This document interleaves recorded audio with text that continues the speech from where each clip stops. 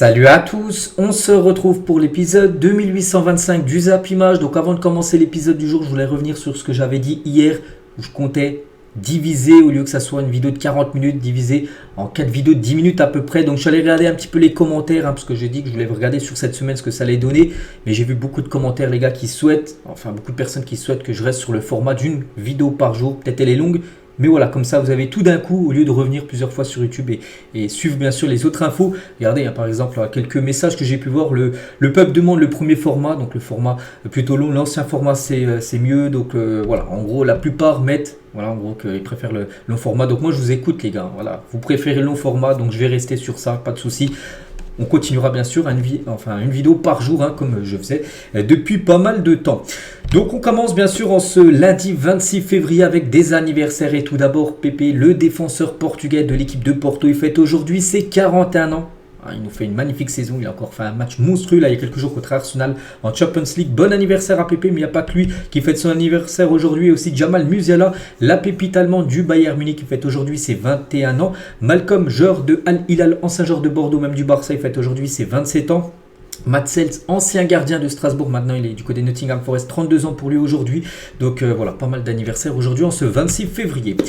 On continue, on va parler comme tous les lundis, de ce qui s'est passé lors de la journée hier, pas surtout le week-end, mais plutôt hier dimanche, parce que hier j'ai sorti des vidéos des résultats bien sûr de samedi. Donc voilà, tout d'abord en Ligue 1, Marseille contre Montpellier, c'était hier soir, et Marseille s'est imposé 4-1 contre Montpellier. Donc Marseille, comme lors du match contre le Shakhtar il y a quelques jours, a encaissé un but très tôt dans le match. Donc là c'est Al-Tamari qui a joué la Coupe d'Asie il y a quelques semaines, qui a été buteur côté montpelliérain avant que Marseille se réveille. Puis après ça a été le festival, côté Olympique de Marseille avec Ndiaye buteur, Aubameyang doublé et Sakho, un joueur de Montpellier, buteur contre son camp. Et du coup, grosse victoire de l'Olympique de Marseille, 4-1.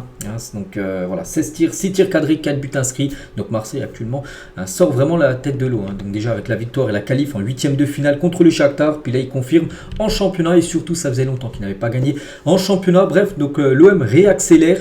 Et la une du journal L'équipe aujourd'hui, donc c'est Aubameyang qui a marqué un doublé. Il a fait la célébration salto, mais surtout l'OM reboosté. Comme face au Shakhtar, les Marseillais menés ont renversé un match mal engagé pour s'imposer largement. Jean-Luc Gasset a changé le visage de l'OM. C'est vrai que des fois il y a des changements de coach et des fois ça marche. Des fois ça marche pas, mais là ça marche avec Jean-Luc Gasset. Il est arrivé, puis ça va bien mieux que avec Gattuso, l'ancien coach.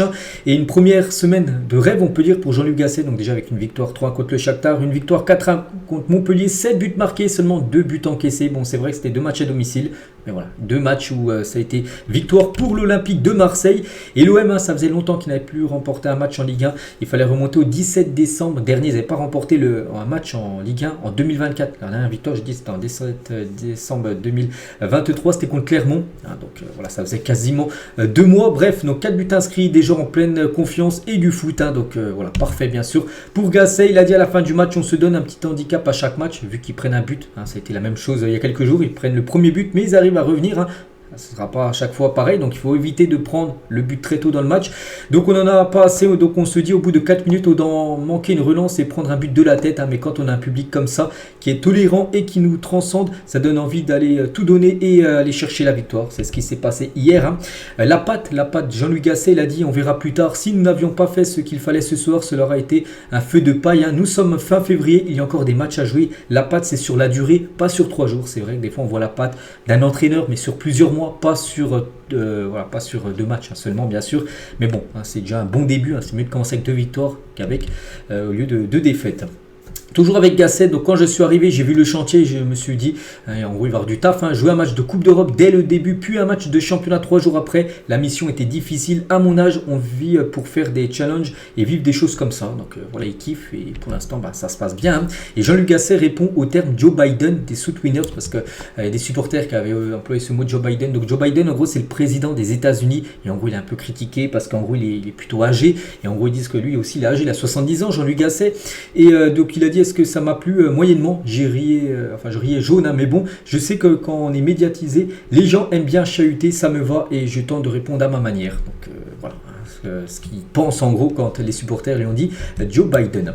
On continue les gars, on va parler d'Aubameyang. Aubameyang est en train de faire une grosse saison. Aubameyang s'offre un doublé face à Montpellier. Il est impliqué sur 48% des buts de l'OM cette saison. Quasiment un but sur 2. C'est Aubameyang, soit il est buteur, soit il est passeur D.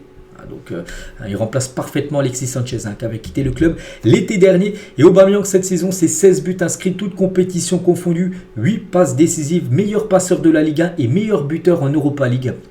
Voilà, donc la saison est très bonne, bien sûr, pour Aubameyang. On va parler d'un autre joueur aussi qui est performant. Il a fait un gros match, peut-être son match référence du côté de l'OM depuis son arrivée en août dernier. C'est Iliman Ndiaye, donc déjà c'est lui qui a égalisé, parce que Marseille a perdu 1-0, puis il a fait un gros match. Je sens qu'il se passe quelque chose, je pense qu'on le sent tous et les supporters doivent aussi le sentir. On essaie de garder le même état d'esprit. On l'a montré sur le terrain aujourd'hui. La preuve, tu es mené 1-0 et tu gagnes le match 4-1. Et la story remplie d'amour de Léo Balerdi pour Iliman Ndiaye. Donc tu le mérites mon frère par rapport bien sûr à ce gros match qu'il a pu disputer hier, le joueur sénégalais. Et c'est que les joueurs africains, parce qu'on sait qu'il y a pas mal de joueurs africains du côté de l'OM, ils ont été performants. Aubameyang doublé, Iliman Ndiaye penalty provoqué et buteur. Ismail Assar aussi, les gars, il avait de la dynamique dans les jambes, il allait partout. Donc en plus c'était son adversaire, je l'avais dit. Donc une passe D contre son camp provoqué. Mbamba aussi a été très bon avec une passe décisive, le défenseur de la RDC. Ça, regardez la hitmap incroyable de Chancel Mbamba ce soir après 70 minutes de jeu. Regardez les gars, il était ailier droit, donc ça va en bas, en haut, donc le sens du terrain. Donc voilà, regardez, il a touché plus de ballons en attaque, ailier droit quasiment, Mbamba. Donc voilà, c'est fou. Et surtout, il était auteur d'une passe décisive. Toujours avec l'OM, donc l'Orange Vélodrome, la citadelle imprenable. Donc les Marseillais n'ont perdu aucun match à domicile cette saison, toutes compétitions confondues. C'est vrai que souvent les années précédentes, Marseille perdait beaucoup de points à domicile, ils n'arrivaient pas à domicile, étaient plutôt bons à l'extérieur. Donc là, cette saison, c'est plutôt l'inverse. À l'extérieur, pas bon, mais à domicile, ils sont tout simplement mal. Regardez les stats, 17 matchs, 11 victoires, 6 nuls, 0 défaite à domicile depuis août dernier, 36 buts marqués, 15 buts encaissés. Donc voilà, maintenant il faut avoir les mêmes stats à l'extérieur. Et là, bien sûr, Marseille aura un gros régime. La joie des Olympiens dans le vestiaire après leur belle victoire contre Montpellier. Bien sûr, il y avait beaucoup de joie du côté du vestiaire marseillais. Et il y avait aussi, bien sûr, les supporters, mais il y avait aussi pas mal de banderoles. Donc la qualif n'efface rien. Vous êtes toujours en sursis, enflammez-nous ce soir. Bon, je pense qu'ils ont enflammé, bien sûr, les supporters, cette équipe marseillaise. Donc bilan, un propriétaire inexistant, une direction incohérente, des humiliations à répétition, notre patience a des limites. Donc ça, c'est les banderoles qui avaient lieu, qui sont sorties avant le match. On peut voir quand même qu'ils ont fait une belle rencontre, bien sûr. Donc après, ils ont été enlevés, bien sûr, ces banderoles. Il y en avait des autres, Benatia, un directeur sportif en sous-traitance, c'est ça l'avenir, où Tessier manque plus que les poteaux carrés. Et sinon, par rapport à Franck Macourt, le propriétaire du club, toujours en vie, parce que on ne le voit jamais du côté de Marseille, par exemple. Hier, c'était un match important, même il y a quelques jours, là, contre le Shakhtar, il n'était même pas dans les tribunes, le propriétaire américain. On a l'impression qu'il s'en fiche, en gros. Donc, est-ce qu'il est toujours en vie? Là, une banderole, on va dire, avec de l'humour, ou Longoria, un président, ça ne se prête pas avec option d'achat. Voilà, donc voilà. Quelques banderoles des supporters marseillais. Et toujours avec l'OM, rien à voir avec l'équipe A, mais avec les U19, parce qu'hier c'est passé quand même quelque chose d'incroyable. Donc les U19 de l'OM se qualifient au prochain tour de la Coupe Gambardella en éliminant l'équipe du Mans. Donc mené 3-2 jusqu'à la 97e minute de jeu. Donc déjà ils égalisent à la dernière seconde. Donc voilà, juste après, donc 3-3, ça se joue directement les tirs au but. Ils étaient menés 3-0 tirs au but. Donc voilà, c'était quasiment fini. Et du coup, ils se sont imposés 6-5 lors de la séance de tirs au but. Incroyable, cette équipe de Marseille. Ils avaient éliminé quand même le PSG au tour d'avant. Et là, ils éliminent l'équipe du Mans où c'était très mal embarqué, que ce soit dans le match ou lors de la séance des tirs au but. Et il faut féliciter bien sûr le gardien de l'OM. Donc déjà, il a arrêté un penalty dans le match et 2 pénaltys aussi dans la séance de tir au but. Donc voilà, ce joueur qui s'appelle le jeune Aboubaka Dosso. Voilà, nous on surveillé, c'est la relève du poste de gardien de but du côté de Marseille. On revient nous à la Ligue 1, on continue avec les autres rencontres hier. Le Paris Saint-Germain contre le Stade Rennais, un partout. Donc Guiri, magnifique butin de Guiri, j'ai regardé le match hier. Et Gonzalo Ramos en toute fin de match sur un penalty plutôt léger, mais bon voilà, penalty c'est comme ça. Voilà, 97e minute de jeu, égalise à côté Paris Saint-Germain. Donc les stats, donc le PSG a eu la possession, a eu les tirs cadrés, 3 tirs cadrés, 1 but. Donc Rennes, c'est vrai qu'ils ont eu du mal, seulement 3 tirs dans le match, une frappe cadrée, mais ils ont failli accrocher, même gagner le PSG, vu qu'il menait encore à la 96e minute de la rencontre avec Gonzalo Ramos, égalise.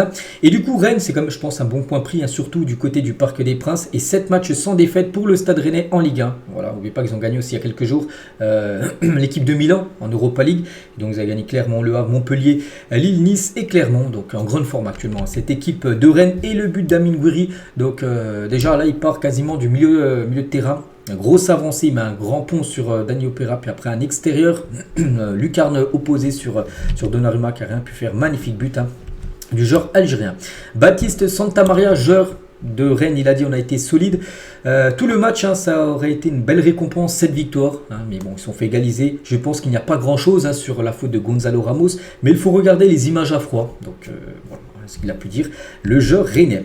Et c'est vrai que c'est Gonzalo Ramos qui a égalisé en toute fin de match. Donc déjà, il a commencé remplaçant, il est rentré en cours de jeu. Et c'est lui qui a provoqué le penalty. Et il a pris le penalty et il a marqué. Il a sauvé, on peut dire, le PSG d'une défaite. En plus, le PSG, ça faisait longtemps qu'il n'avait pas... Enfin, s'ils auraient perdu, ils auraient cassé une série là où ils ont fait beaucoup de matchs d'affilée sans perdre.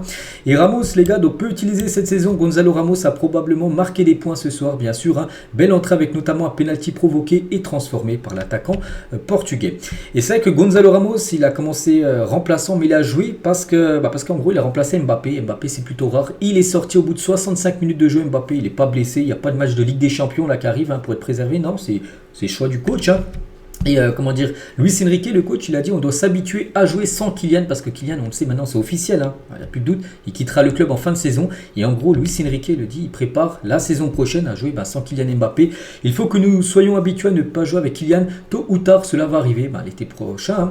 Quand je vais considérer cela opportun, il va jouer ou ne pas jouer, comme tous les entraîneurs le font avec leurs joueurs. Je veux une compétitivité maximale pour la saison prochaine. Je veux que chaque joueur titulaire dans cette équipe du PSG pense que c'est une grande opportunité. C'est ce que je cherche pour cette saison et pour la saison prochaine. Donc voilà pourquoi en gros Kylian Mbappé est sorti hier et pourquoi peut-être lors des prochaines rencontres peut-être il ira sur le banc pour jouer sans Kylian Mbappé pour voir ce que ça va donner, parce que bien sûr il va quitter le club là dans 4 mois et 4 jours exactement, le 30 juin prochain.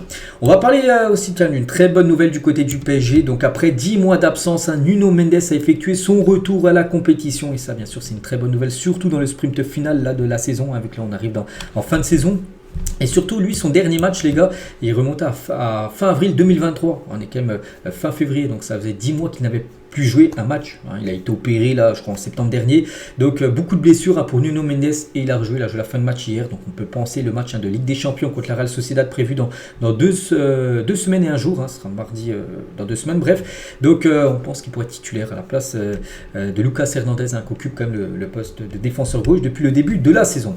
Toujours sur ce match, le virage Auteuil a sorti un drapeau à l'effigie de Kylian Mbappé lors de PSG Rennes. Pour ceux qui s'attendaient à des sifflets, c'est raté parce que c'était le premier match au parc depuis qu'Mbappé a annoncé officiellement son départ du PSG. Donc il y en a qui pensaient peut-être que Mbappé allait recevoir des sifflets. Pas du tout. Regardez, il y avait un drapeau, un drapeau tout simplement à l'effigie de Kylian Mbappé. Il n'y a pas eu de sifflet par rapport au départ de Mbappé en fin de saison. Il y avait aussi un tifo de Arthur Georget, un ancien coach du PSG qui a remporté la Ligue 1 avec le PSG en 1993. Donc au 94, désolé, c'est plutôt en 93 la Coupe de France qu'il a remporté. Donc il est décédé jeudi dernier. Donc ils ont fait un petit tifo aussi par rapport à ça. Et aussi ce tifo, donc la province vient pimper sa life sur Paris. Voilà, quelques tifos du côté du parc hier. On continue les gars avec une autre rencontre, Lens contre Monaco. Et Monaco réalise la très bonne opération s'imposant 3-2 du côté de Lens. Donc Balogun, Simba contre son camp et Minamino, les 3 buteurs côté monégasque. En plus Minamino, magnifique but en solitaire. En plus un but à la 92e minute de jeu. Lens n'a pas pu réagir et voyez Saïd ont été buteurs côté lensois. Donc les statistiques de la partie, beaucoup de tirs, beaucoup d'occasions. Surtout les tirs cadrés. 10 tirs cadrés pour Lens, 9 tirs cadrés pour Monaco, 19 tirs cadrés pour cumuler des deux équipes, c'est beaucoup. C'est pour ça qu'il y a eu quand même 5 buts dans la rencontre. Et surtout, le gros coup, c'est pour Monaco. Monaco s'impose du côté de cette équipe de Lens. N'oubliez pas que Monaco était aussi parti s'imposer en Coupe de France à Lens. Ils les avaient éliminés là, il y a quelques semaines. Donc c'est vrai que Lens a beaucoup de mal contre Monaco cette saison en plus chez eux. Regardez le scénario du match. Donc Monaco menait 2-0. Lens est revenu à 2 partout. Balogun a loupé un penalty côté Monaco à la 82e. Et heureusement que Minamino à la 92e minute de jeu. Il a marqué bien sûr ce but.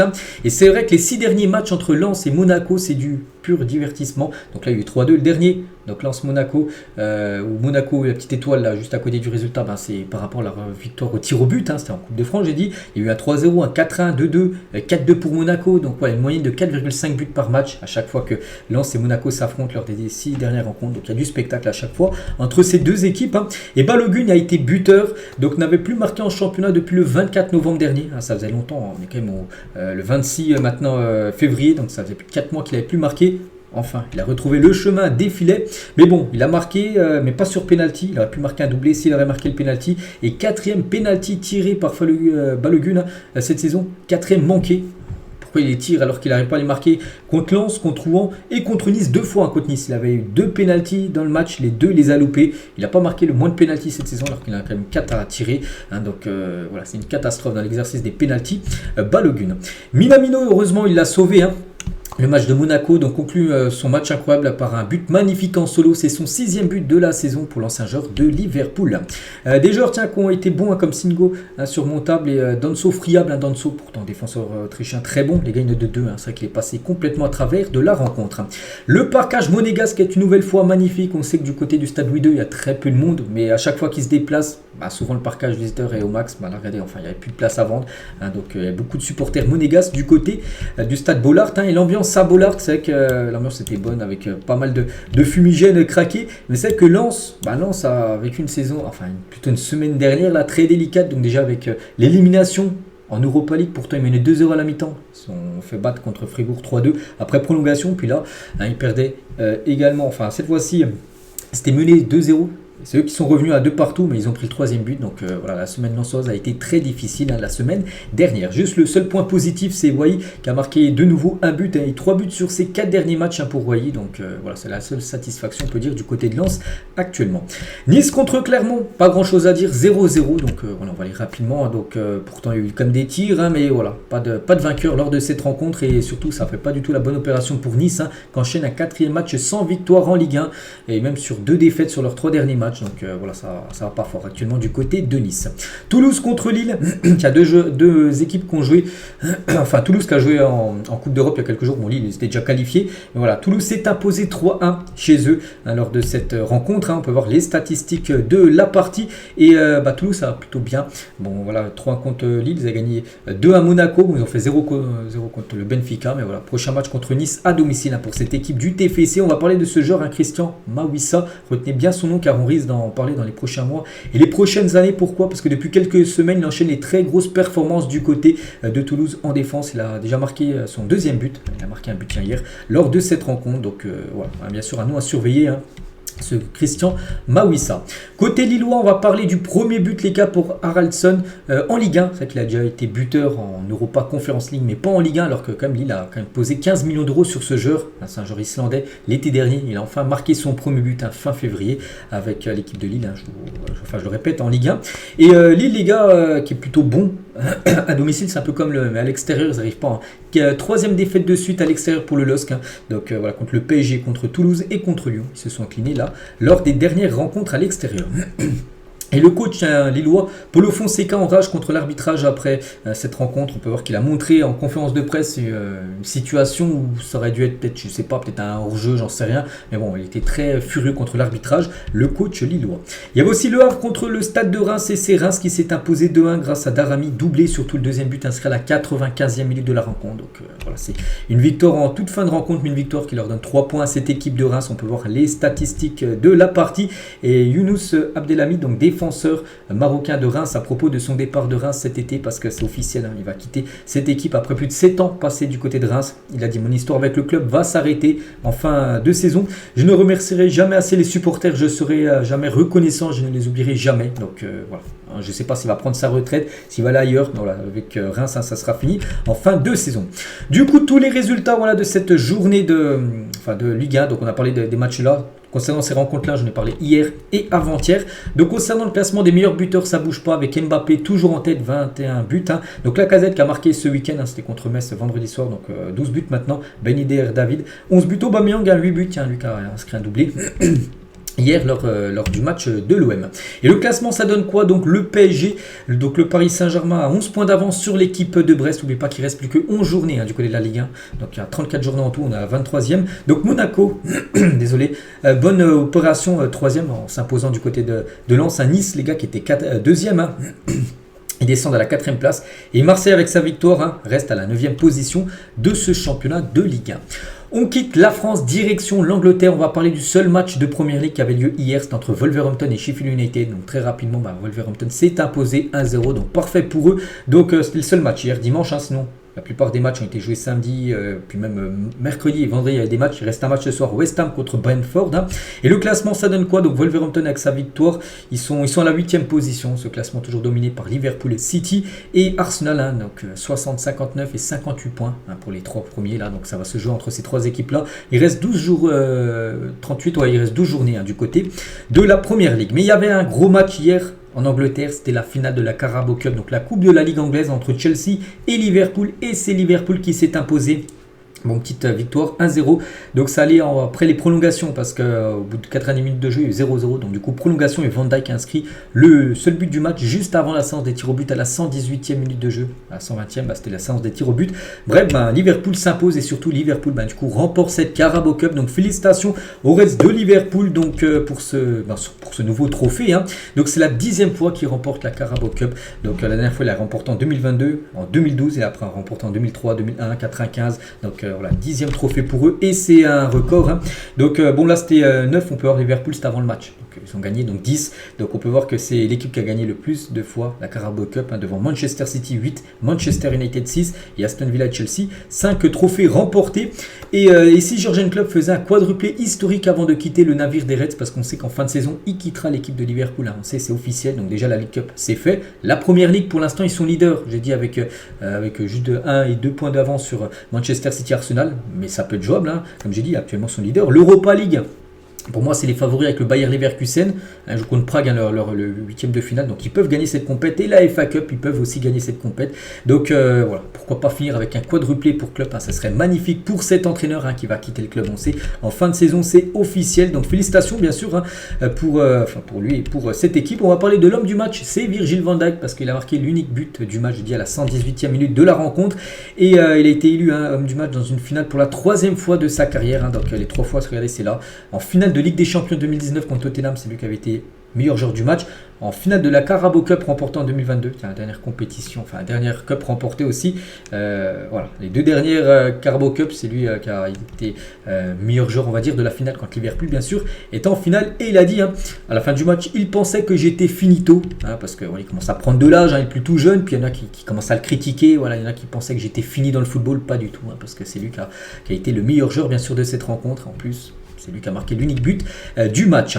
Une photo de Van Dijk, le capitaine, avec Jürgen Klopp lorsqu'ils ont brandi, on va dire, hein, ce trophée, bien sûr, de la Carabao Cup. Hein. On va parler de Salah, il n'a pas joué, Salah. Il était blessé et bon, il était bien sûr en tribune, hein, donc il a remporté son 11e trophée de sa carrière. Donc félicitations bien sûr aux joueurs égyptiens. On peut voir lui, on peut voir aussi Alexander Arnold. Regardez Arnold les gars sur sa jambe gauche, il était strappé hein, parce que, enfin une attelle il a parce qu'actuellement il est blessé hein, bien sûr. Alexander Arnold. Regardez les 2 compos et donc les 2 compos de départ hein, et surtout côté Liverpool, le milieu de terrain McAllister et Endo les gars. Donc 2 joueurs qui ont été achetés pour 51 millions de livres, hein, ce qui fait à peu près 60 millions d'euros. Mais si on regarde les 2 autres milieux du côté de Chelsea, Fernandez et Caicedo, ils ont été achetés pour beaucoup plus cher, 221 millions de livres, hein, ce qui fait à peu près 235 millions d'euros, donc quasiment 5 fois plus cher. Et c'est vrai que le milieu de Liverpool a été bien meilleur que le milieu de Chelsea, alors qu'ils ont coûté 5 fois moins cher, les 2 là, que ces 2 là bien sûr, hein, Fernandez et Caicedo. A noter que l'autre milieu, donc il y avait McAllister, Endo et Gravenberch a commencé titulaire, il est sorti très tôt dans le match. Pourquoi? Parce que c'est Caicedo, les gars, il a fait un énorme... Voilà, en gros, il a marché sur la cheville de Gravenberch, qui a dû sortir sur blessure. Quand même, Caicedo, les gars, il n'a même pas pris, même pas un jaune. Hein. Alors, ça méritait au moins un jaune. Bon, peut-être pas un rouge, mais au moins un jaune. L'arbitre n'a rien dit. Donc, du coup, il est sorti sur blessure juste après. Gravenberch, c'était en tout début de match. On va rester à la 23e minute de la rencontre. Et c'est vrai qu'il y a pas mal de joueurs qui ont été blessés, qui ont été remplacés. Tiens, Cody Gakpo, les gars, remplacé par Dance, un joueur de 18 ans. McAllister, remplacé par McConnell, un joueur de 19 ans. Et Connor Bradley, remplacé par Clark, un joueur de 19 ans. Donc, regardez quand même l'équipe de Liverpool en toute fin de match. Hein. Regardez Clark, je dis, l'âge des joueurs. Hein. Dance, 18 ans, McConnell, 19 ans. Donc voilà, c'était que des jeunes joueurs. Vraiment en toute fin de match avant le coup de sifflet final. Donc voilà, il a fait confiance à la jeunesse tout simplement. Et les joueurs de l'académie, on va dire du centre de formation de Liverpool, posent avec le Carabao Cup parce qu'il a fait jouer quand même quelques-uns. Donc voilà, c'est jeune bien sûr de l'équipe de Liverpool. On va parler aussi du gardien parce que c'était pas Alisson, hein, c'était plutôt ce gardien les gars qui s'appelle Kelleher. Donc je connais pas, bon ça doit être la doublure tout simplement d'Alisson. Donc il a gaulé, il a fait vraiment un gros match. Hein. Regardez par exemple là sur Conor Gallagher où il a fait un arrêt décisif. Hein. N'oubliez pas qu'il a fait un clean sheet quand même en plus en 120 minutes de match contre Chelsea. Donc gros match bien sûr du gardien de cette équipe de Liverpool. On est content aussi pour Konaté, tiens, voilà, parce qu'il a remporté bien sûr un trophée, le défenseur français. Et c'était la joie bien sûr dans le vestiaire du côté de Liverpool à la fin de la rencontre. Et côté Chelsea, parce que là on a parlé là que côté Liverpool, parfait pour eux, mais côté Chelsea, c'est un énorme coup dur et triste record pour Chelsea. Chelsea, la première équipe de l'histoire du football anglais à perdre 6 finales de Coupe nationale consécutives. Donc le FL Cup, la FA Cup en 2022, le FL Cup encore en 2022, la FA Cup et le FL Cup. Bon, on peut voir c'est les coupes nationales, donc c'est soit le FL Cup ou soit la FA Cup. Et on peut voir les années, 6 défaites d'affilée en finale quand même pour Chelsea. Voilà, on peut dire c'est une catastrophe. On peut voir là Liverpool contre les 3 dernières contre Liverpool. De toute façon les défaites contre Leicester, contre Arsenal et contre Manchester City. C'est PK les gars sur penalty. Donc voilà, c'est triste quand même pour Chelsea. Et toujours pas de trophée pour Chelsea sous l'ère Todd Boehly. Ça va peut être le premier trophée pour cette équipe en plus qui vit une saison encore compliquée. Ça a pu sauver leur saison s'ils avaient remporté ce trophée là parce que la première ligue ne vont pas la remporter. Et non, pas de trophée. Pourtant il investit, on sait beaucoup de millions, voire des milliards sur les derniers mercato. Et pour l'instant toujours 0 trophée sous l'ère Todd Boehly du côté de Chelsea qui a été, on peut voir les joueurs qui ont été très déçus bien sûr. Malo Gusto là, voir aussi Disasi qui a été très déçu, ou même Enzo Fernandez, l'un des joueurs qui a acheté le plus cher du côté de Chelsea. Enzo Fernandez s'est fait chambrer à l'issue de la finale de la Carabao Cup perdue. Enzo unlucky late, donc unlucky je crois c'est dire malchance, je crois qu'il a dit ça, en gros t'es un malchanceux, il a dit ça à un supporter, que c'est un peu embrouillé on va dire avec Enzo Fernandez, bien sûr qu'il est très déçu à la fin de cette finale.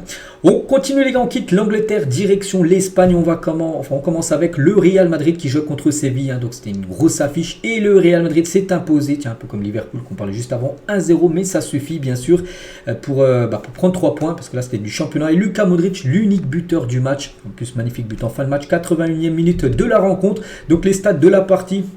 Donc le Real, donc 16 tirs, 6 tirs cadrés et un but inscrit. Donc Séville ça a été compliqué avec seulement une frappe cadrée dans le match. Donc logiquement, parce que la logique, le Real s'est imposé. Donc on va parler de Modric, l'homme du match. Et donc déjà il est entré en jeu parce qu'il a commencé remplaçant, parce qu'on sait que cette saison c'est un remplaçant maintenant Modric. Donc 75e minute il entre en jeu et 6 minutes après c'est lui qui marque en plus un magnifique but. Il récupère le ballon et il la place côté opposé. Bon ça pas en lucarne mais ça va mi-but on peut dire, mi-hauteur du but. Donc parfait bien sûr. Puis de toute façon que ça soit en lucarne, seul en plein milieu. Voilà, le but c'est de marquer tout simplement. Donc très beau but de Luka Modric et qui sauve le Real Madrid.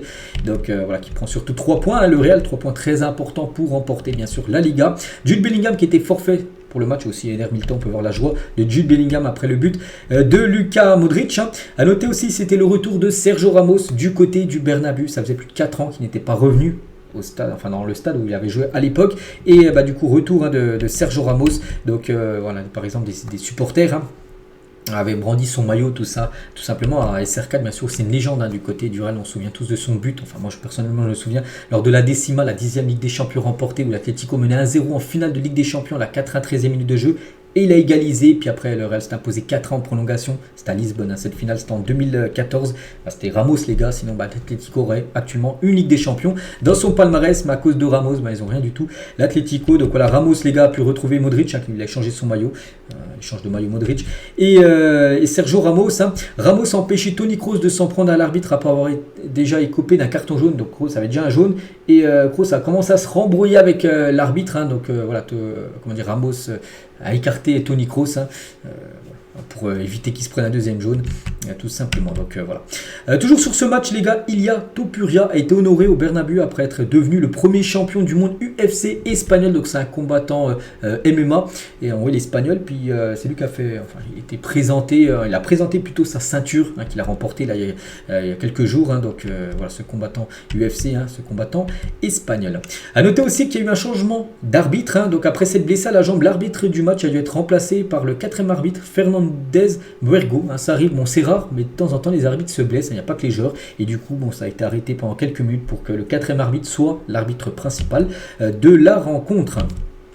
Toujours sur ce match, l'avant-match, parce que du côté du Bernabéu, même souvent dans les stades, il y en a qui passent avec des caddies, puis il y a plein d'écharpes, et par exemple on peut déjà se procurer l'écharpe de Kylian Mbappé devant le Santiago Bernabéu. On peut voir les écharpes, les casquettes, puis il y avait l'écharpe qui est déjà ça est faite avec le visage de Kylian Mbappé.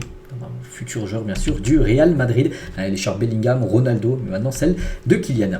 Donc voilà ce qu'on va dire sur ce Real Séville. À noter que ce soir, Gérone joue contre le Rayo Vallecano. Donc le Barça en a parlé hier, Barça s'est imposé 4-0 contre Retafe. On va parler du Betis contre Bilbao 3 et surtout de ce qui s'est passé niveau arbitre, parce qu'on va parler de l'arbitre qui était blessé là juste avant, mais aussi là, donc c'est l'arbitre assistante, c'était une fille, Porras, arbitre assistante lors de Betis Séville, a été évacuée sur civière en plein match. L'arbitre espagnol a été percuté par une caméra et a été ouvert à la tête, donc voilà, elle vraiment était en sang. C'était celle qui fait les hors-jeux et tout ça, donc elle n'a pas vu, enfin surtout la caméra qui était beaucoup trop près et elle l'a pas vu, donc elle s'est pris la caméra en pleine tête et du coup elle est partie à l'hosto, donc on lui souhaite bien sûr un très bon rétablissement. Toujours avec cette Liga, c'est quoi le classement? Meilleur buteur, c'est Jude Bellingham, même s'il est blessé, ça fait déjà 3 matchs qu'il a loupé là, 3 derniers, il est toujours en tête, le classement est meilleur buteur devant Mayoral. Lewandowski 12 buts, lui qui a inscrit un but, je crois encore, il y a quelques jours là. Griezmann 11 buts, donc voilà le classement des meilleurs buteurs du côté de la Liga et le classement tout court. Donc le Real reprend ses 8 points d'avance sur le Barça. Donc Gérone, les gars, Gérone joue contre Bilbao ce soir. Donc voilà, si Gérone s'impose, ils repasseront devant le FC Barcelone. On quitte l'Espagne, direction l'Italie. Lecce contre l'Inter, c'était hier. Et l'Inter, les gars, impressionnant. Vraiment, l'Inter, c'est un rouleau compresseur. 4-0 pour l'Inter Milan. Donc, Martinez doublé, Fratesi buteur et De Vrij également buteur. Donc, voilà, parfait. Ils ont marqué 2 buts en 2 minutes de jeu, 54e et 56e minute de jeu. Cette équipe de l'Inter qui va certainement remporter, enfin c'est quasiment sûr, le championnat italien. Et surtout ce joueur Martinez, les gars, qui va certainement être élu meilleur joueur de la Serie A en fin de saison.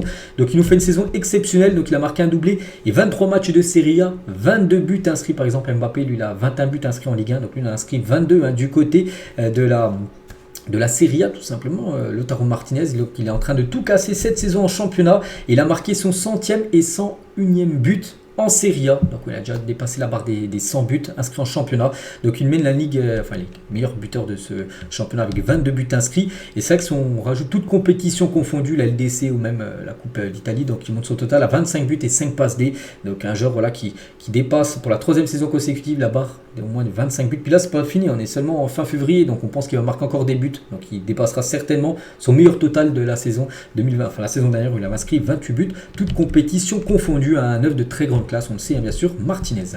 L'AC Milan contre l'Atalanta Bergame, score final 1 partout. Leao a été buteur en tout début de match, 3e minute de jeu avant que Kopp Meiners égalise sur penalty juste avant la mi-temps. Donc du coup, partage des points entre ces deux équipes. À noter que l'AC Milan a plutôt dominé l'équipe de l'Atalanta qui s'en sort plutôt bien. Et du coup voilà. Et surtout le buteur côté Milan, c'est Leao, de nouveau buteur, et ça faisait longtemps qu'il n'avait pas marqué en championnat. C'est vrai qu'il a été buteur là contre Rennes il y a quelques jours en Europa League, mais en championnat ça remontait au 23 septembre qu'il n'avait plus marqué en championnat. C'est fou comme cette stat, ça faisait 5 mois qu'il n'avait pas marqué le moindre but, et ça, il a marqué en plus un magnifique but pour Raphaël Leao, mais bon ça n'a pas suffi vu qu'ils se sont fait égaliser. Mais ces stats cette saison, toute compétition confondue, si on rajoute bien sûr les autres compètes, 9 buts et 8 passes décisives, donc il inscrit 4 buts cette saison dans le championnat italien. Et l'Atalanta n'a pas gagné, mais n'a pas non plus perdu, et sur ses 10 derniers matchs, c'est 8 victoires et 2 nuls. Donc les 2 matchs nuls étaient sur la pelouse de l'AS Roma et la pelouse de Milan hier. Donc le duel avec Bologne pour la qualification en Ligue des Champions va être fou pour cette équipe de l'Atalanta qui peut viser pourquoi pas une qualif en LDC saison prochaine. La Juve contre Frosinone, la Juventus s'est imposée 3-2 lors de cette rencontre. Rugani en toute fin de match à la 95e minute de jeu, il a permis à la Juve de prendre les 3 points. Vlahovic avait inscrit un doublé en première période, donc les stats de la partie. Et Vlahovic qui a marqué un doublé, donc un peu comme Martinez, les gars, lui aussi a fait une grande saison, donc poursuit sa très belle série, déjà 9 buts et 2 passes D pour lui en 2024. Donc voilà tous les matchs qu'il a pu jouer là. Donc là en plus le dernier contre Frosinone hier, c'est le match où il a été le plus décisif 3 fois. Sur les 3 buts, parce que le but de Rugani, j'ai dit à la 95e minute de jeu, c'est lui qui a fait la passe D. Voilà, Vlahovic, donc lui aussi bien sûr très performant. Et le duo Weston McKennie Vlahovic, ça fonctionne bien, parce que lors des 2 premiers buts du match, les 2 buts de Vlahovic, c'est McKennie en gros qui lui a fait la passe décisive, le joueur américain. On va parler d'Adrien Rabiot, donc il a joué, mais il est sorti sur blessure, et grosse blessure sur Instagram. Rabiot donne des nouvelles de son orteil. Le Français souffre d'une luxation de la première phalange de son orteil droit. En gros, on peut voir que sa phalange en gros est un petit peu Je ne sais pas si c'est cassé, j'en sais rien, mais bon, blessure hein, pour Adrien Rabiot, bon rétablissement à lui. Cagliari contre Naples, hein. Naples concède le 1 partout, c'est dommage, hein. Pourtant Osimhen a ouvert le score, mais ils sont fait égaliser à la 96e minute de jeu. Il y a tellement de buts les gars, vraiment que je parle à chaque fois à la 95, 96, donc là 96e minute de jeu, ils ont égalisé. Cagliari et du coup Naples hein, fait du surplace, ils ont déjà fait un partout contre le Barça il y a quelques jours. Il faut un partout contre Cagliari, mais Osimhen lui a bien marqué, et Osimhen hein, depuis son retour de la CAN, 2 matchs, 2 buts. Un hier et un contre le Barça il y a quelques jours. Donc Osimhen devrait bien quitter l'équipe de Naples en fin de saison, surtout quand on sait que Naples ne risque de ne pas jouer la LDC saison prochaine. Donc voici tous les résultats. Il reste 2 matchs ce soir. L'AS Roma Torino et la Fiorentina contre la Lazio de Rome qu'on parlera bien sûr demain. Classement des meilleurs buteurs, je dis Lautaro avec ses 22 buts en tête. Vlahovic 15 buts. Hein, les deux vraiment font une grosse saison. Giroud, un 3e meilleur buteur, 12 buts. Thuram 10 buts. Donc voilà concernant le classement des meilleurs buteurs et le classement tout court des équipes. Donc l'Inter 66 points, 9 points d'avance sur la Juve. M'a noté que l'Inter a un match en retard, donc ça pourrait monter à 12 points d'avance si bien sûr l'Inter gagne son match en retard. Donc là c'est mis en 3e et Bologne, je dis Bologne et l'Atalanta, là ça va être la lutte pour la 4e place qualificative bien sûr pour la future Champions League. Concernant l'AS Roma, Lazio, Red et Naples, un 9e, c'est pour ça qu'Osimhen, il y a des chances qu'il quitte le club parce que peut-être Naples va jouer aucune compétition européenne saison prochaine. On continue les gars du côté cette fois-ci du championnat allemand. Dortmund contre Hoffenheim et Dortmund fait du surplace, hein, même pas du tout, ils reculent hein, parce qu'ils ont perdu 3-2 à domicile contre Hoffenheim, donc ça va pas fort hein. Actuellement du côté de Dortmund, pourtant ils ont eu beaucoup de tirs, hein, 19 tirs, 7 tirs cadrés, mais seulement 2 buts marqués alors qu'Hoffenheim a été très efficace hein. Et Dortmund a enchaîné un 3e match sans victoire ce dimanche. En plus, c'est même pas nul, hein, c'est une défaite. Donc voilà, ça va pas du tout actuellement du côté de Dortmund. Francfort contre Wolfsburg, 2 partout entre ces deux équipes. À noter côté de Francfort, première passe D pour Hugo Ekitike. Première fois qu'il est décisif hein, du côté de son nouveau club. Hein, Lucas a quitté le PSG là, il y a quelques semaines. Donc félicitations à lui. Et à noter les gars que Omar Marmous, hein, buteur pour Francfort, donc cet après-midi. Donc il fait une grosse saison lui. C'est celui qui remplace, on peut dire, Randal Colomwani qui a quitté le club pour aller au PSG. 29 matchs, 15 buts et 5 passes D pour lui, hein, donc vraiment il fait une grosse saison le joueur égyptien. Donc les 3 résultats, il y avait aussi Augsbourg contre Fribourg. Augsbourg s'imposait 2-1 contre Fribourg qui a battu l'équipe de Lens il y a quelques jours en Europa League. Sinon le Bayern ou même le Bayer Leverkusen, on a parlé hier avant-hier, hein, ils ont bien sûr également gagné. Donc le classement, donc Leverkusen a quand même 8 points d'avance hein, sur le Bayern Munich, il ne reste plus que 11 journées, donc ça c'est bon quand même pour Leverkusen qui peut même perdre encore, se permettre de perdre 2 matchs sur les 11 derniers et tout gagner, ils seront quand même champions. Donc voilà, Leverkusen, je ne les vois pas du tout s'effondrer, surtout avec la saison qu'ils font. Ils sont obligés de remporter le championnat. Donc le Bayern, puis après il y a des creux hein, avec 6 points d'écart avec Stuttgart, puis après 6 points d'écart encore avec Dortmund hein, qui a fait la mauvaise opération. Donc voilà, concernant ce classement allemand. Rapidement les gars, juste on va parler de Cristiano Ronaldo parce qu'Al Nasser jouait contre Al-Shabaab hier et Al Nasser s'est imposé 3-2 et Ronaldo a joué. Ronaldo bien sûr a été buteur. Un but pour Ronaldo sur penalty. À noter que Talisca a inscrit le doublé côté Al Nasser. À noter aussi que Yannick Carrasco, un joueur de l'Atlético Madrid, a été buteur à côté Al-Shabaab. Et bon, c'est Al Nasser bien sûr qui s'impose. Donc les statistiques de la partie, nous on va parler bien sûr, vu qu'on parle d'Al Nasser, on parle surtout parce que Ronaldo joue là-bas. Et Ronaldo, hein, donc cette saison en club avec son nouveau but hier, 35 matchs, toutes compétitions confondues, 34 buts et 11 passes D. Hein, donc c'est en première division saoudienne, plus la Ligue des Champions saoudienne, plus la Coupe nationale saoudienne. 34 buts en 35 matchs, hein, plus des passes D. Hein, c'est exceptionnel quand même la saison de CR7. Et la réaction de Ronaldo hier face aux supporters d'Al-Shabaab, parce que les supporters d'Al-Shabaab, comme beaucoup de supporters, quand Ronaldo se déplace, crie le nom Léo Messi, puis il a fait ça, puis je sais pas, il a fait un petit peu n'importe quoi Ronaldo, parce que se faisait chambrer, puis voilà. Bon, il a répondu, on va dire, à ses supporters. Du coup, les autres résultats, tiens, du côté de la Ligue saoudienne, à noter que Al-Ettifaq, Al-Hilal, hein, cet après-midi à 15h, et Al-Ittihad, le club de Benzema contre Al-Weda, c'est aujourd'hui à 18h. On parlera de ces 2 résultats. Demain, le classement, donc c'est Al-Hilal hein, en tête. Donc Al-Nasser, 4 points derrière Al-Hilal, mais Al-Hilal a un match en retard. Donc voilà, concernant ce classement, bien sûr. À noter que Al-Ali 3e a quand même 9 points de retard sur Al-Ali, enfin Al-Nasser qui est 2e. Donc voilà, concernant ce classement. Et l'équipe de Benzema, tiens, Al-Ittihad est 5e. N'oubliez pas qu'Al-Ittihad, c'est l'équipe qui a gagné la saison dernière, hein, le championnat d'Arabie Saoudite. Et on finit aujourd'hui avec Léo Messi. On a parlé de Ronaldo, mais Messi a également joué. Donc lui, c'est la nuit dernière. Son 2e match, alors la première journée, ils avaient gagné. Et le 2e match, ils ont concédé le 1 partout, mais c'est peut-être un bon résultat parce qu'ils ont égalisé à la 92e minute grâce à Léo Messi, auteur d'un but sur une passe D de Jordi Alba. Hein, sinon, ils auraient perdu le match. Hein, regardez, on est à la 92e. Voilà, ils ont égalisé contre les Los Angeles Galaxy. Donc voilà, match nul pour l'équipe de l'Inter Miami. Il y a noté que côté Los Angeles Galaxy, il y a Riqui Puig, ancien joueur du Barça, il a retrouvé ses anciens collègues. On peut voir avec Luis Suarez, on peut voir avec Alba, on peut voir avec Busquets, donc, ou même avec Léo Messi, tiens, Riqui Puig. Donc voilà, on finit cet épisode avec ça. Donc voilà les gars, tout ce qu'il y a à dire aujourd'hui. J'espère que ça vous a plu. On se retrouve demain, bien sûr, pour le prochain numéro. Très bonne journée à vous et à demain.